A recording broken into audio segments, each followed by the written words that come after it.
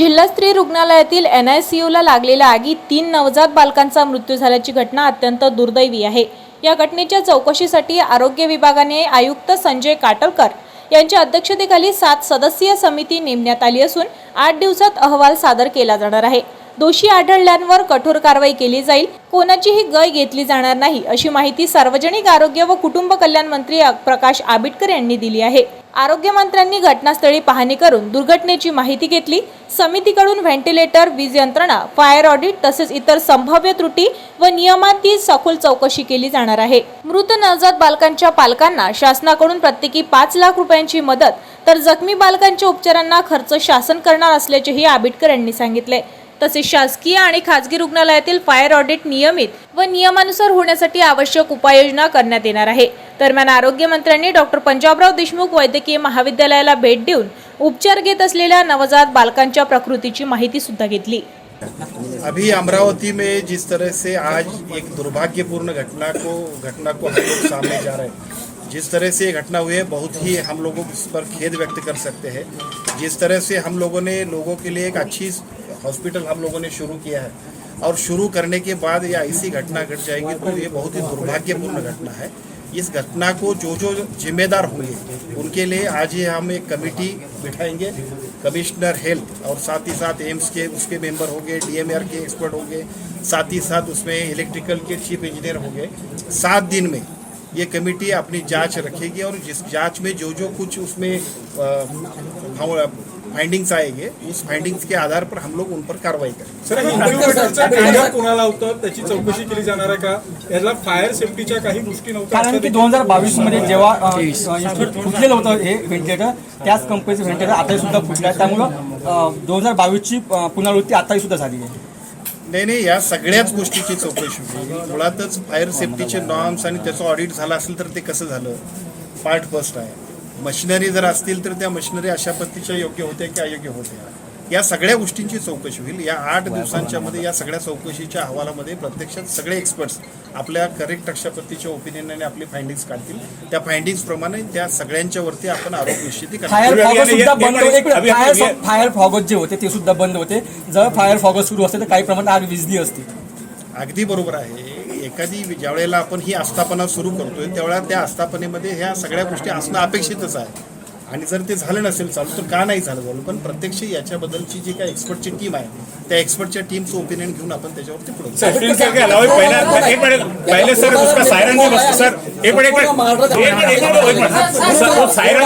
भी नहीं बजा के सर सायरन भी नहीं बजा के धुएं को लेके जो सायरन बजता पहले वो सायरन भी फेल था क्या?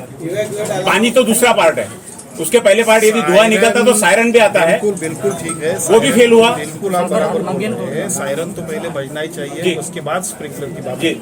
ये दोनों अगर नहीं हुआ है तो उसके लिए भी जो कुछ प्रॉब्लम है उस प्रॉब्लम के मूल तक जाएंगे और हम लोग उस पर कार्रवाई। मुख्य कारण कोई मालूम पड़ा कि आग क्यों लगी? आज अभी हम नहीं कह सकते। कोई कहानियां जो चल रही उस पर से आपके वेंटिलेटर फूट गया, वेंटिलेटर ब्लास्ट हो गया, हाँ। इसमें कितनी सत्यता है? वेंटिलेटर के ब्लास्ट होने क्या उसमें कोई भी ऐसा ज्वलनशील पदार्थ या गैस नहीं है, उसमें चैम्बर नहीं है कोई भी वायर, यानी कोई बात को छुपाया जा रहा है कि वेंटिलेटर को सामने रख के।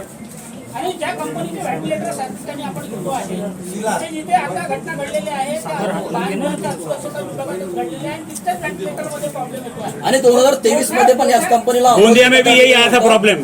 2023 मध्ये पण देण्यात आलं होतं, तरी परत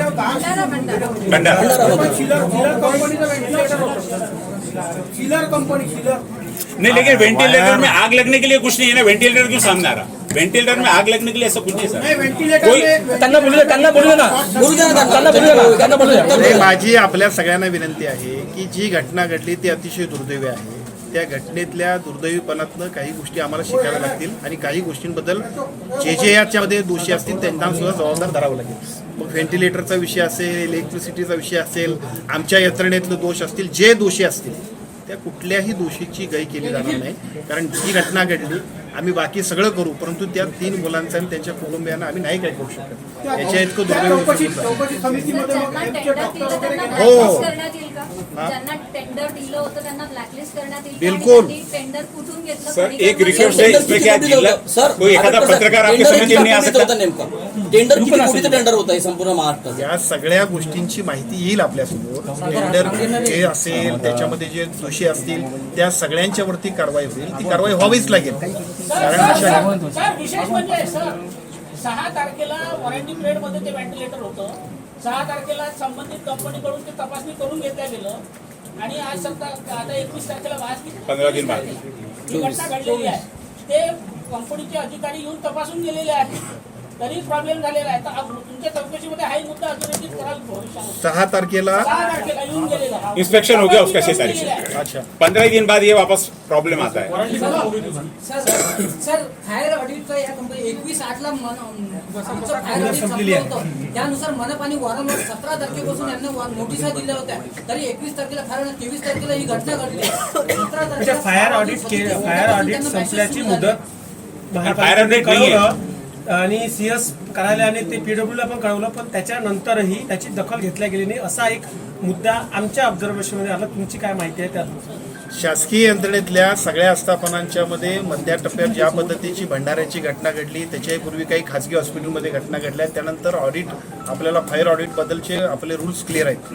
केवळ आपल्याकडे नाही तर प्रायव्हेटमधल्या हॉस्पिटलमध्ये सुद्धा याबद्दलची स्पष्टता घेतल्याशिवाय आम्ही सगळ्या त्या हॉस्पिटलला परमिशन देत नाही.